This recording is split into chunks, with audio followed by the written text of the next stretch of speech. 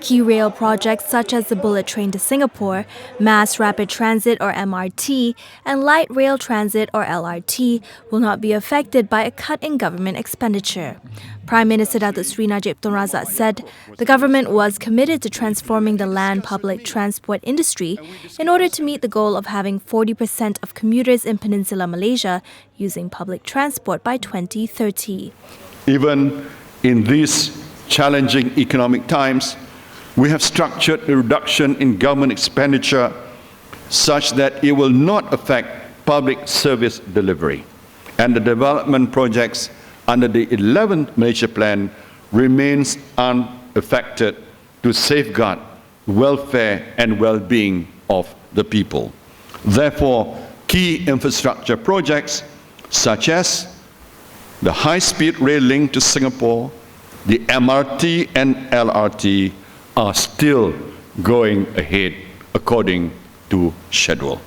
They are part of our future, a future of people-centric connectivity that will serve both the people and generations to come.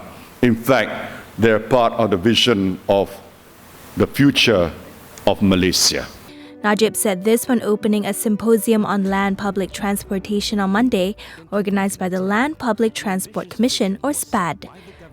Najib said the government has spent more than 70 billion ringgit to improve land public transportation since 2010, adding that the results could already be seen. For example, in Greater Kuala Lumpur, the percentage of commuters using public transport has doubled from 10% in 2009 to 20% last year.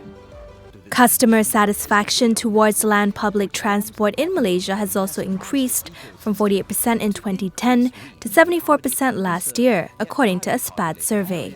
Najib later toured the elaborate train setups for the proposed Kuala Lumpur-Singapore High-Speed Rail, or HSR, at the symposium, along with Transport Minister Datuk Seri Liao Tiong Lai and SPAD Chairman Tan Sri Said Hamid Albar. Najib said the Memorandum of Understanding signed in June sets in place the foundations of the project, which will be followed by a bilateral agreement to be signed by the two countries, targeted for the end of this year.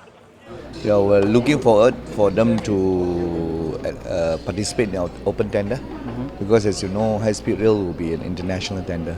So welcome all these three countries to participate. Any estimation on when the ministry and the government will make a decision on who will win the tender? No, because the high-speed rail task force will have to come out with a tender document first. So by end of the year, they will have to finalize with Singapore. I think hopefully the tender document can be out by next year. Said Hamid said the consumer prices for the HSR would remain low. But definitely the price is not, I'm sure that the price when we determine is not going to be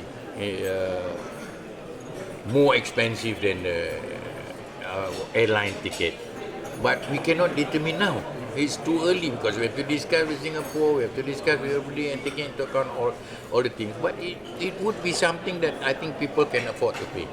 The Prime Minister also launched a book detailing the progress of public land transport development in Malaysia from 2010 to 2015 at the event.